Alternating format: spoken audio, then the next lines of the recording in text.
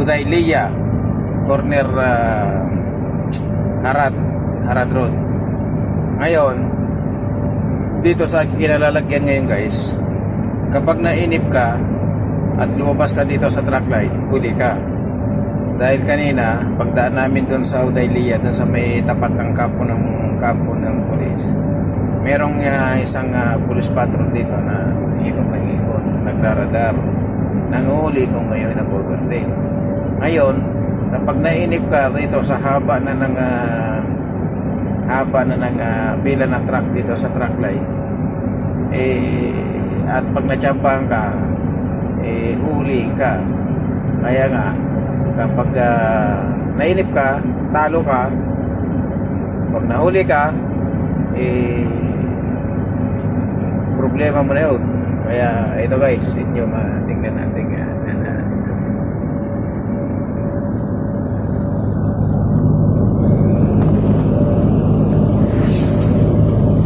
haba na yan.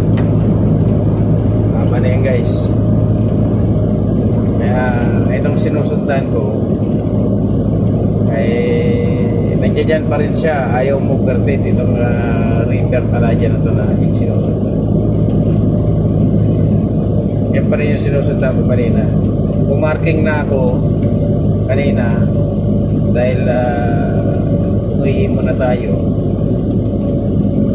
Pagtagpo ko, andito pa rin siya. Diyan pa rin siya sa kanyang sinusundan.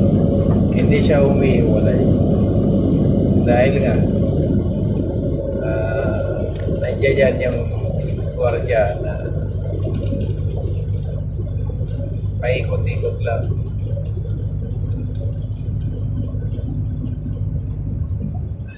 Yun. Guys, yung police patrol, ayan. Nakalimutan natin ang ating tira. Ay lang police patrol, naro yan guys. Titingin siya kung meron na overtake.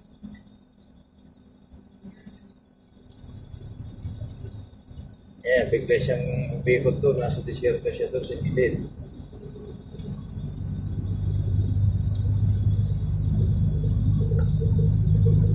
Yung hinintay nun, yung parating galing doon sa ibabaw, yung malusog.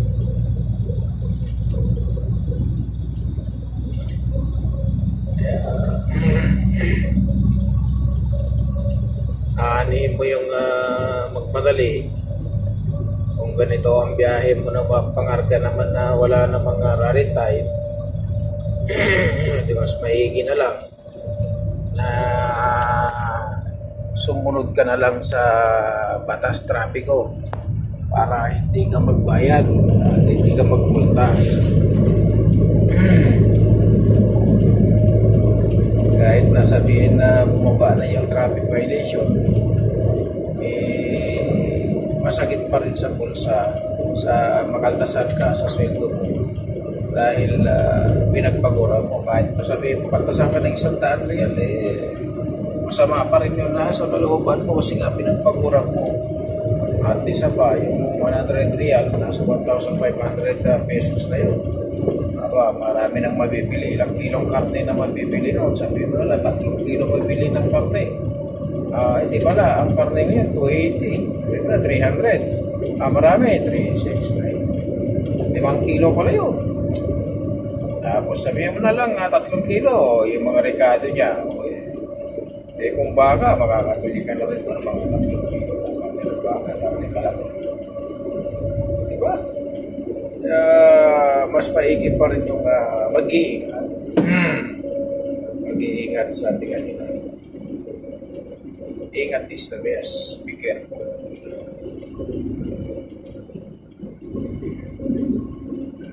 Ito lang tayo. Alalay lang tayo. Takmong pogi lang ba?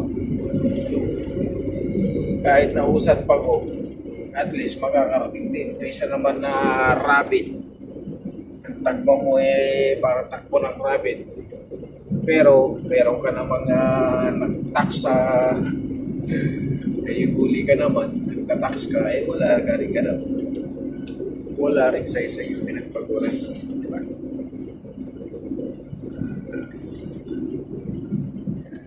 Ganito na tayo. Ingat-ingat tayo. Ang nagpupumila. Yung magmamadali dyan sa mga lumagaya na dapat lumabas dyan sa track line at alam mo. Hindi top na ng huli na traffic violation. Pag nahuli, iiyak-iyak.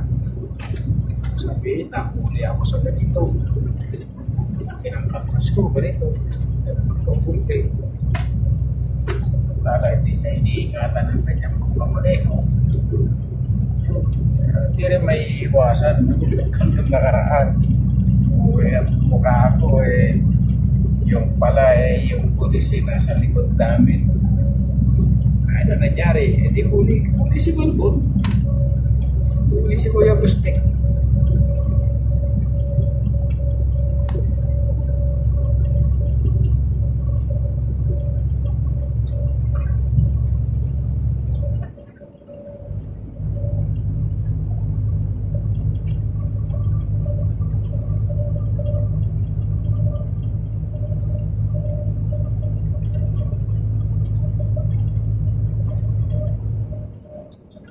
Ayaw mo mahuli, tiyagayin mo na lang. Hindi ka...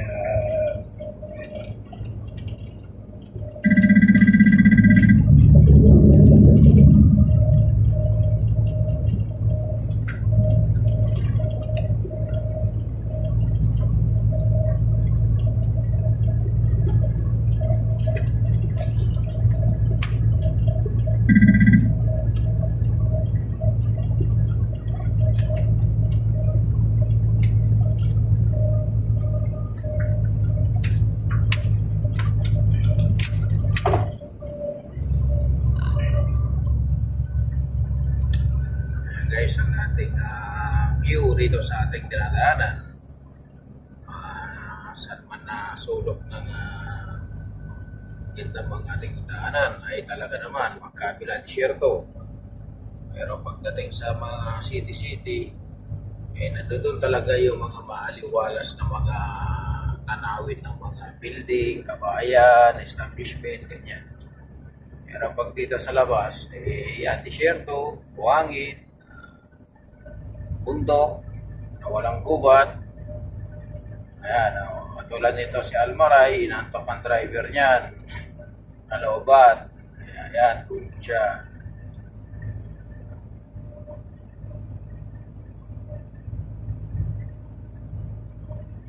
Pero guys, kita niyo naman, nasa disyerto na, may reconstruction pa rin. Alam niyo kung bakit yan. Yan ang nile-level nila yung kanilang pagdidrillingan para hindi tagilid yung kanilang itatayo na drilling machine.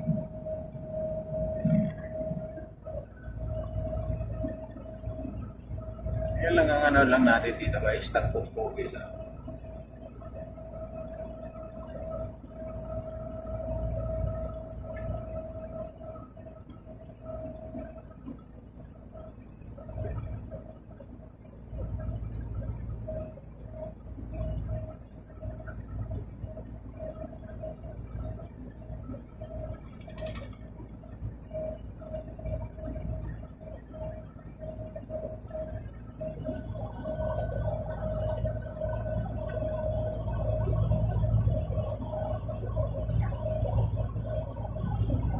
Yung mga tower ng kuryente na yan guys, ang sinusuplayan niya yung mga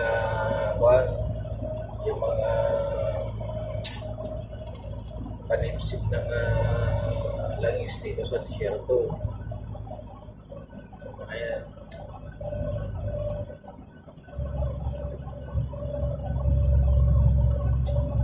Kasi yung mga ginagamit dyan na pasipsip ng machine dyan sa yung pump niya sa ilalim ng buka.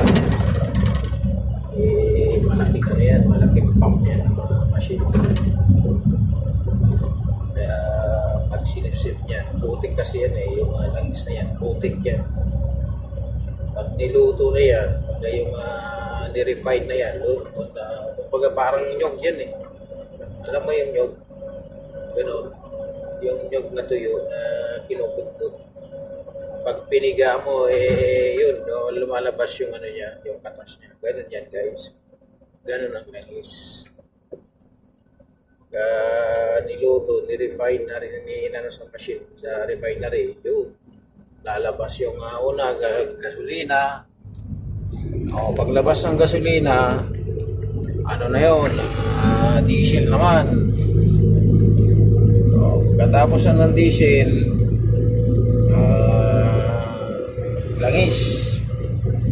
Yung langis na pang sa makina, engine oil. O kaya yung hydraulic oil. O kaya gear oil. Bago maging asfalto na. Pagkatapos na noon, ang pinakalatak niya na, kumbaga naman sa nyug yung ano niya, yung ano ba tawag to sa Tagalog, yung nyug, pinagpigaan ng nyug, parang ganun.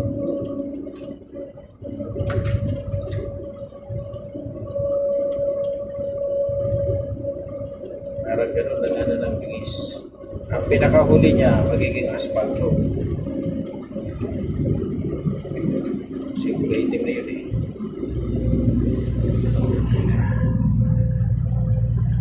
ating share to.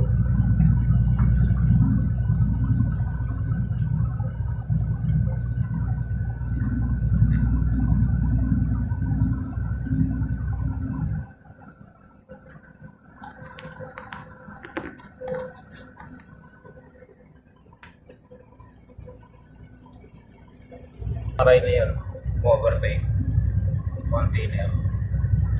Alam mo, hindi tablan ng huli. Pinagyayabang mo kami.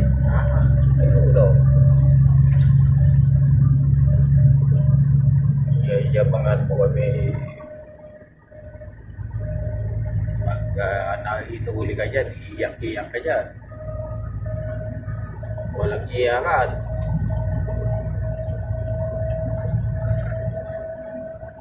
Sweldo mo pa, kulang pa yan sa bayad mo dyan.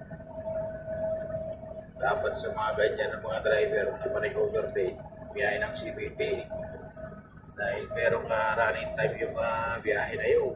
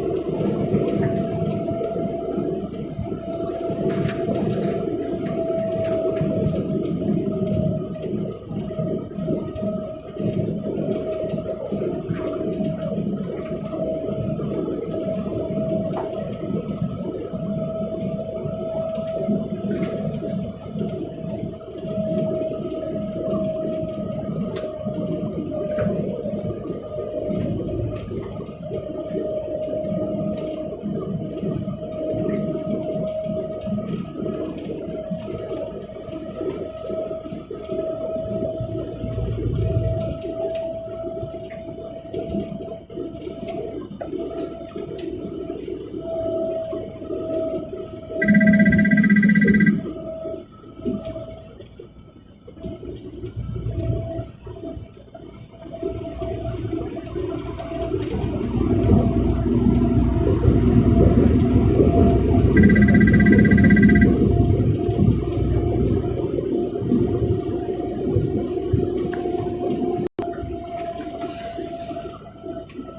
guys, yung truck ng pasok kami.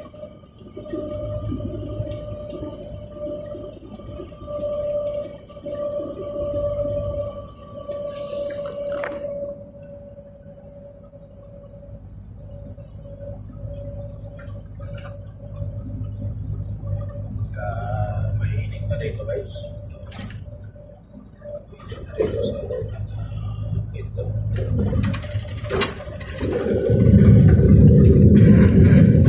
Direk na direk yung araw.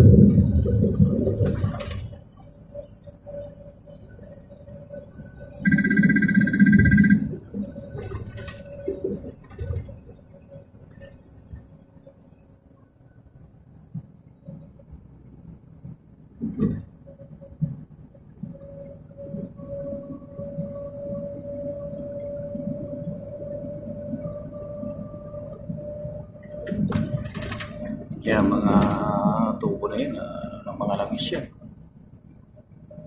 Mga linya ng langis yan guys.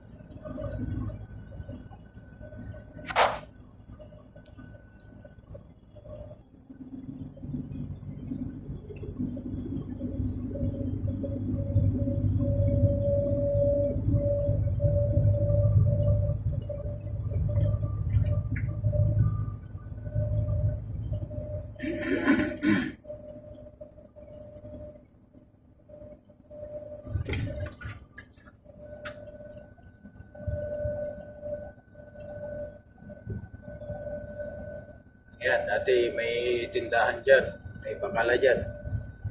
Ngayon, wala na, pinagtatanggal na yung mga bakala rito sa magkabilang mga, ano na yun, mga gilid-gilid ang kalsada na to. Yung mga pufiya, wala na, tinanggal na.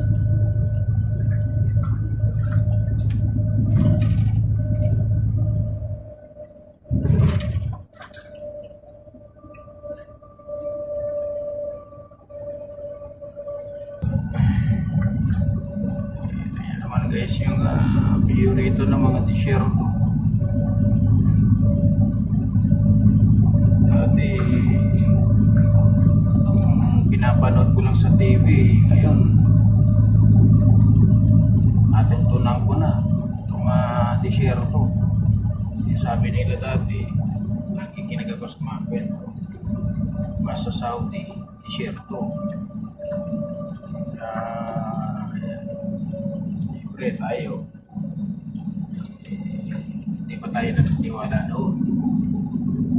Ngayon nakatuntong na tayo, talaga naman, totoo naman, share ko naman talaga.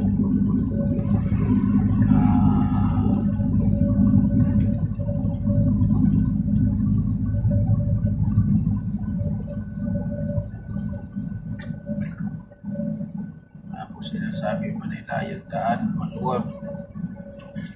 Maluwag nga yung daan. Pero kung ano ka naman sa pagmamaneho mo, kulang pa yung sweldo mo sa violation mo.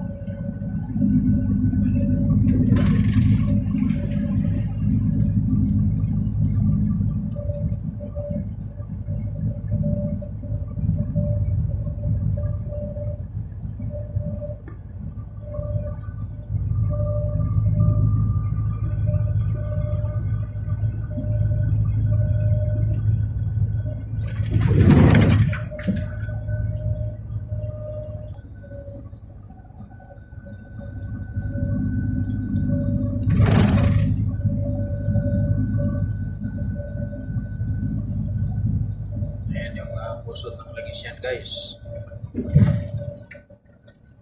Binakuran na nila.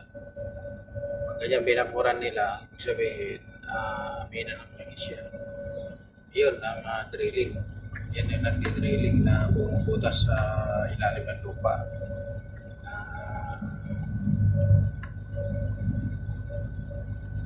Nagbabaon ng tubo sa ilalim. Kumbaga sa deep well, yan yung deep well, tubig ang sinisip-sip. Yan naman, yung drilling na yan, ang lalabas yan, langis.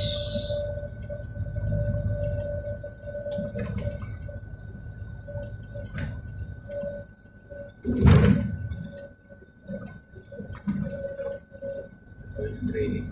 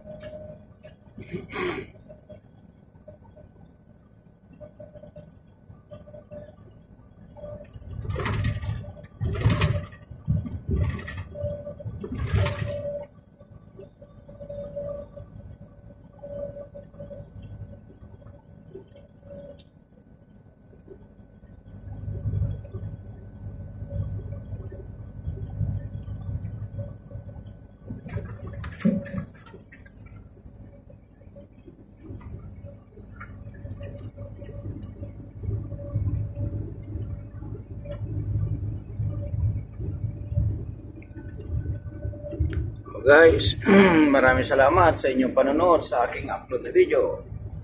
Naway wala kayo sawang pagsuporta po sa akin. Kayo pa lang ay ako'y nagpapasalamat sa inyo. Lagi po tayo mag-iingat sa anumang gawain natin. Huwag tayong mabalisa sa anumang bagay, kundi sa lahat ng bagay. Maraming salamat. God bless you all.